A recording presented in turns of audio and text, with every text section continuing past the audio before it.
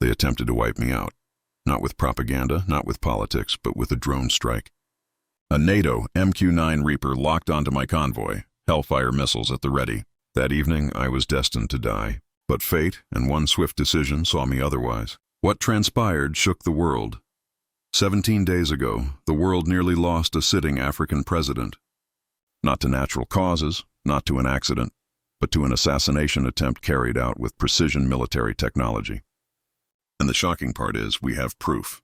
Radar logs, radio intercepts, missile fragments, everything that shows this was no coincidence. Stay till the end, because what you're about to hear isn't rumor or conspiracy. It's documented fact. It was 11:47. I was driving north from Ouagadougou with my security detail. 3 cars, 12 individuals in total. The road was isolated, rural, the type of road where an explosion might be explained away as some sort of mechanical malfunction. That was precisely what they were hoping for. Then the warning. Our recently installed Chinese air defense radar picked up an unidentified aircraft. High altitude, low speed, hanging directly over our trajectory. Not flying through, not patrolling, waiting. My chief of security addressed me and said, "Mr. President, we must alter course at once." I asked him, "How certain are you?" He said, 17 minutes of monitoring. 3 position updates. This drone is not observing, it's targeting. In seconds, I placed the call. Divert now. Maximum evasive protocol. We left the main road and followed a choppy, unpredictable course across the ground. It was slower, less safe, but more difficult to follow, and it saved our lives. 4 minutes after, 2 Hellfire missiles struck the very place we would have been. The blasts ripped through the road and killed 3 innocent civilians driving just behind us. NATO missed me, but killed my own. Early morning, our staff gathered the missile pieces and forwarded them for examination. The findings were verified by independent Chinese and Russian experts. AGM-114, Hellfire missiles launched by an American-made MQ-9 Reaper drone, the same type NATO uses from Mali to Niger under the guise of counter-terrorism. But that wasn't the end of it. Buried in the guidance data of the missile was the ultimate proof, electronic signatures indicating the missiles locked onto a moving convoy. Not an immobile target, not an accident. This was a targeted attack. I convened an emergency meeting of my senior security advisors at 3 a.m. I laid it all out. Radar data, intercepts, fragments of missiles, and tracking signatures. One of the generals told me, "Mr. President, this is an act of war. We have to retaliate," but I said no. No, I told him. That's precisely what they're hoping for. If we retaliate, they'll call us aggressors and justify intervention. But we counter with truth. The next morning, I addressed the nation live on television. No warnings, no notice through diplomacy, no filters. Just me, speaking directly to my people. I explained it all to them. The drone, the missiles, the proof, and the 3 civilians who were killed.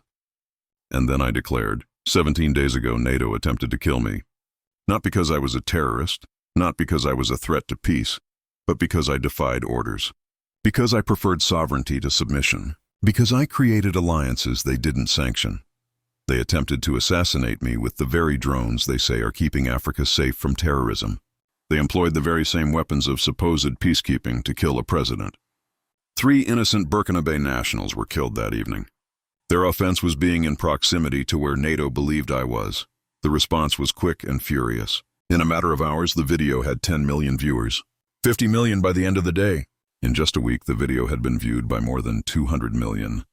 The world was shocked. NATO was not prepared for an African leader to retaliate with facts rather than guns. They never thought we'd have evidence. They didn't think we could follow their drone, reclaim their missiles, study their weapons, and reveal their culpability. But we did, and it upended everything. In 6 hours, NATO issued a statement, crafted with care, evasive, characteristically deceitful. It read, NATO is aware of the President Traoré's claims. We absolutely deny any role in attacks against civilian or government targets in Burkina Faso. NATO has strict rules of engagement that are strictly dedicated to counter-terrorism operations only. We stand committed to thoroughly investigating these allegations, but pay close attention to what they did not say. They did not deny that they have drones over our heads. They did not deny launching missiles that evening. They refused to admit that American-built Hellfire missiles had murdered 3 innocent Burkina Civilians, they merely denied participation and vowed to investigate themselves. 3 days after that, the American ambassador requested to see me. I kept him waiting. Not in anger, but to make a point. When someone attempts to kill you, you don't give them immediate access. When they murder your people, you don't welcome them with diplomacy. When he finally got here, he wasn't alone. He brought a whole delegation, a military attaché, an intelligence officer, and a legal advisor. They came prepared to dictate the terms of the narrative. But I wasn't about to let them. Ambassador, I said, I'm going to show you something, and then you'll listen silently. I played the data on the screen. Radar tracking, showing the path of the drone. Intercepted. Messages connecting it to a NATO command post. Missile. Fragments with serial numbers dating back to U.S. Stockpiles. Electronic signatures verifying. It hit a convoy in motion. I made them see it. Make them know we had it all. Then I told him, this is an act of war. You attempted to assassinate an in-office head of state. You invaded our sovereignty and murdered civilians. In international law, I have the right to reply by force, even to go to war. The ambassador turned white. Mr. President, he stuttered, this wasn't sanctioned at the highest levels. It has to be a mistake, a targeting mistake, a terrible accident. A misstep? I said. Your drone followed my convoy for 17 minutes. Your missiles changed course to keep us in their sights. They hit precisely where we would have been. That's not a misstep. That's precision. That's intent. That's attempted murder. He modulated into another tone. Even were what you're saying true, going public harms our relationship. It undermines cooperation on counterterrorism. It jeopardizes regional stability. I pushed forward and demanded, our relationship? You attempted to assassinate me, and you're concerned about our relationship. You killed 3 of my citizens, and you're discussing collaboration. You carried out an act of war, and you're preaching to me about stability. Then I made myself plain. There is no relationship. There is no partnership. There's only the fact that you attempted to kill me, and failed. And now, the entire world knows it. He attempted again, this time more tentatively. Mr. President, if you keep on down this road, there will be repercussions. Economic, diplomatic. Your access to Western aid and markets will be harmed.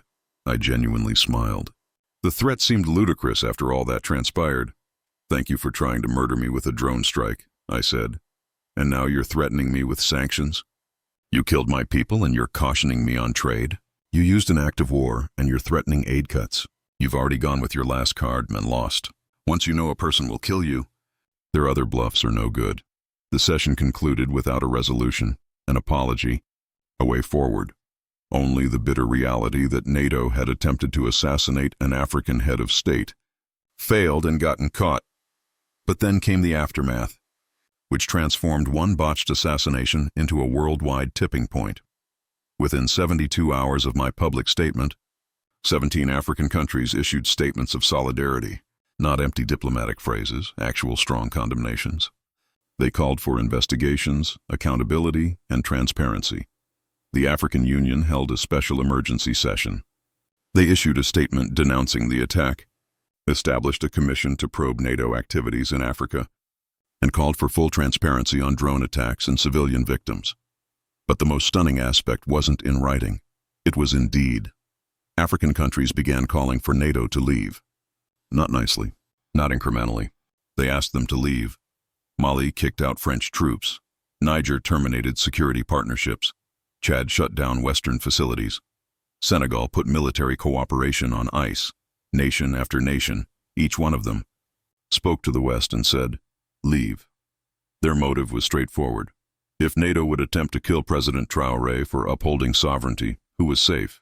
If they could murder civilians in Burkina Faso to get rid of a leader who was not going to bow, what would prevent them from doing the same somewhere else? The assassination attempt that went wrong on one African leader ignited the collapse of Western military hegemony over a whole region. The drone that whizzed by me struck something much more precious to them: their legitimacy, their credibility, their delusion of being protectors rather than controllers. 3 weeks later, I received a personal phone call from a European leader, not via official channels, but on a secure private line. He spoke as follows. President Traoré, we have to find a way to calm this situation down. The accusations you've made are breaking up relationships that took decades to establish. Surely we can come to some kind of arrangement. And I replied, arrangement? You attempted to murder me. What sort of accommodation is there for